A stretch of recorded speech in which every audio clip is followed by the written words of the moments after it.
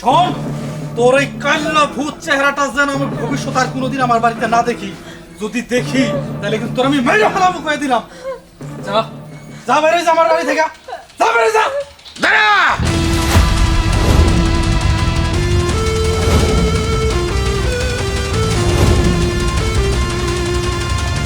কে দিয়েছে তোকে এত বড় সাহস? আমার বাড়ির পুত্রবধূকে তুই ঘরের বাইরে বের করছিস? বাবা, তুমি কিন্তু ভালোই ভালোই জানো যে তোমার বৌমা একটা কাল্লা ভূত। ওকে নিয়ে আমি সমাজের মধ্যে বেরোতে পারি না। আমার বন্ধু বান্ধবের সামনে গেলে আমি লজ্জা পাই। আর তাই সেই জন্য আমি ওকে বাড়ি থেকে বের করে দিব। প্রয়োজনে আমি আরো একটা বিয়ে করব। তো ওই কাল্লা ভূতটাকে আমি এই বাড়ি থেকে বের করে দিব। তা বেরো, বেরো বাড়ি থেকে। চুপ কর হারামজাদা! তোর ওই মুখ দিয়ে আরেকবার উচ্চারণ করবি না যে বৌমা এই বাড়ি থেকে বের হয়ে যাবে। আর এই বৌমা এই বাড়ি থেকে বের হয়ে যাওয়ার আগে তোর এই বাড়ি থেকে বের হয়ে যেতে হবে। তার মানে আমি বাড়ি থেকে বের হয়ে যাব? মানে হ্যাঁ, বের হয়ে যেতে হবে।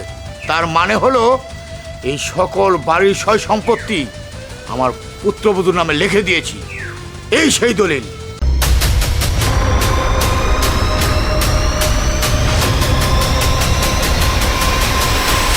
আরে বাবা, তুমি এসব কি বলছো? আমি তোমার ছেলে আর ও তোমার ছেলের বউ। তোমার ছেলে হিসেবে আমি তো সয় সম্পত্তির মালিক হতে পারি, তা কিনা তুমি তোমার ছেলের বউকে লিখে দিয়েছো কেন বাবা? চুপ! একদম চুপ! আমার উপর দিয়ে কোনো কথা বলবি না। আমি যা বলবো তাই ঠিক। বৌমা, এই নাও তোমার দলিল। 7 দিনের জন্য আমি ব্যবসার কাজে ইন্ডিয়া যাচ্ছি। কোনো সমস্যা যেন না হয়, ভালো থেকো। আসুন, বৌমার গায়ে যদি একটা ফুলের টোকা পড়ে না, পরেই বসবি। Good bye. আচ্ছা ঠিক আছে, শোন বাবা, যেহেতু তোর নামে সকল সয় সম্পত্তি লিখে দিয়েছে, আমি তো আর তোকে বাড়ি থেকে বের করে দিতে পারবো না। কিন্তু হ্যাঁ, তুই তাতেই পার পেয়ে যাবি এটা মনে করিস না। এরও বিকল্প পদ্ধতি আমার খুব ভালো করে জানা আছে। খুব শীঘ্রই তুই তা টের পাবি। আমি তো এগুলো সম্পত্তি চাই নাই। আমি তো শুধু বউ হিসেবে আপনার একটু ভালোবাসা চাইছি।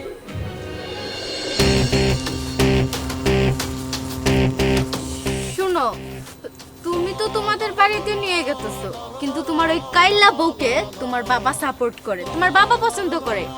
তুমি তোমার বাড়িতে নিয়ে গেলে আমাকে কোনোদিনও মাইনা নিব না তোমার বাবা। তবে আমি তোমাকে বিয়ে করতে পারি, একটা শর্ত আছে। কি শর্ত? শর্তটা হলো তোমার ওই কাইল্লা বোর কাছ থেকে সমস্ত জায়গা জমি লেখা দিবা আমার নামে, তবেই আমি তোমারে বিয়ে করব। আচ্ছা ঠিক আছে, কাল্লার বাচ্চা কাল্লাটার থেকে যত সয় সম্পত্তি আছে আমি তোমার নামে উল কইরা দিন, যেভাবেই হই। তুমি খালি আমার বাড়িতে চলো। ঠিক আছে, চলো। আরে তুমি এইখানে একলা একলা বসে থেকে কাঁদতেছো কেন? কি হয়েছে? আপনি তো দুপুরে না খাই চলে গেছে, এই জন্য আমিও খাই নাই। ভাবছি আপনি আইলে দুইজন একসাথে খাবো। আজকে দুইজনে একসাথেই খামো। তুই আমারে খাওয়াই দিবি, আমি তোরে খাওয়াই দিব। হ্যাঁ, তবে তার আগে এই যে তুই শুধুমাত্র এই পেপারে এই যে এই কোনাটায় একটা সাইন করবি। সাইন কর, দাও।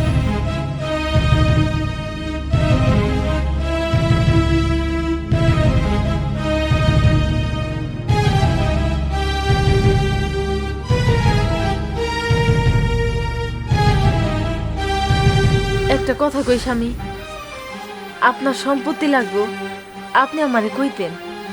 আপনার বাপেরই তো সব সম্পত্তি, আমি মন থেকে আপনার নামে লেখা দিতাম। তাই বইলে আপনি একটা বাইরের মাইয়ারে বিশ্বাস কইরা তার নামে সবকিছু লেখা দিলেন। এই, তোর সাহস কি করে হয় আমাকে বাহিরের লোক বলতে? আইলে একটু শুনো, এই মেয়েকে এখন এই বাড়ি থেকে বের করে দাও। আর যদি ওকে এই বাড়ি থেকে বের করে না দাও, তাহলে আমি এখন এইখান থেকে চলে যাব। কি হলো? এই ঠিকই কইছো। এই তোর এত বড় সাহস, তুই আমার গার্লফ্রেন্ডের বাহিরের মায়া কস? কাইল্লার বাচ্চা, তুই বাড়া। তোর কাছ থেকে যেটা পাবার সেটা আমি পায়া গেছি। এখন তোকে আমার কোনো দরকার নাই। বাইরে যা, যা বাইরে যা।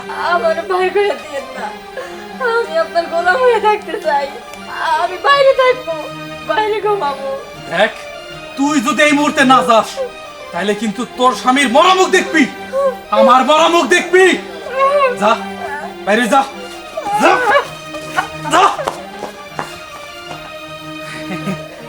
ডার্লিং, এই যে তোমার সয় সম্পত্তি বুঝতে পাইলা, আসো আমার রুমে।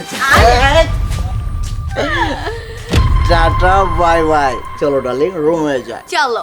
আরে দাঁড়াও, কি ব্যাপার, কি ব্যাপার বিথি, এইসবের মানে কি? এসবের মানে কি কিছুই বুঝতে পারছো না? এসবের মানেটা হলো খুবই সহজ। ওই জবকে দেখতে পাচ্ছ না, ও আমার হবু হাজবেন্ড। আর এই যে সয় সম্পত্তি এখন সব কিছু আমার নামে লেখা। তুই আর এই বাড়িতে টিকতে পারবি না, এই বাড়ির থেকে এক্ষুনি বের হয়ে যাবি। তার মানে এতদিন আমি কাল নাগিনীর সাথে সম্পর্ক করেছি, আমার যত সয় সম্পত্তি আছে সবকিছু লিখে না তোর উদ্দেশ্য ছিল? হ্যাঁ হ্যাঁ হ্যাঁ, তাই সব কিছু লেখে নেওয়ারই আমার উদ্দেশ্য ছিল। তুই কি এখান থেকে বের হয়ে যাবি নাকি পুলিশ ডাকবো? যা। হাই হাই, আমি এটা কি করেছি? আমার কালো বউটাই তো ভালো ছিল। হাই হাই, এটা আমি কি করলাম? পুরি, পুরি, পুরি, পুরি, পুরি, তুমি আমার মাফ করে দাও। আমি ভুল করছি পুরি, আমি অনেক বড় ভুল করে ফেলাইছি। আপনি কাঁদতেছেন কেন? আমি তোমারে কোনোদিন ভালোবাসি নাই, তুমি কালো বইলা। আমি সারাদিন তোমার সঙ্গে খারাপ ব্যবহার করছি, তোমার অপমান করছি। দেখো পরি, আমি যেই টাইনিটার প্রেমে বইরা ওর প্রলোভনে পাগল হয়েছিলাম, ও আমার কাছ থেকে সম্পত্তি দলিল নিয়া ও আর একটা ছেলের ভালোবাসা আমার বাড়ি থেকে বাই করে দিয়া ওরা দুইজনে ঘর সংসার করার জন্য আমার বাড়িতে উঠছে। আমি তো নিঃশ্বাস হয়ে গেছি পরি। কিছুই শেষ হয়নি।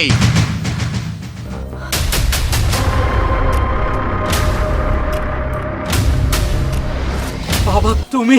হ্যাঁ বাবা, আমি জানতাম তুই এমন একটা কিছু করবি যার জন্যে আমি ইন্ডিয়া যাওয়ার আগে বৌমার নামে ভুয়া একটা দলিল করে দিয়ে গেছি।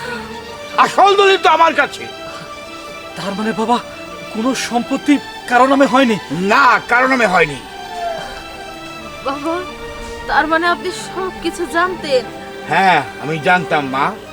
তাই আমি ইন্ডিয়া যাওয়া বাদ দিয়ে গাড়িতে বসে বসে আমার বাসার ফুটেজ চেক করছিলাম আমার মোবাইলের মাধ্যমে। আমার বাসায় কি হচ্ছে না হচ্ছে আমি সব জানি।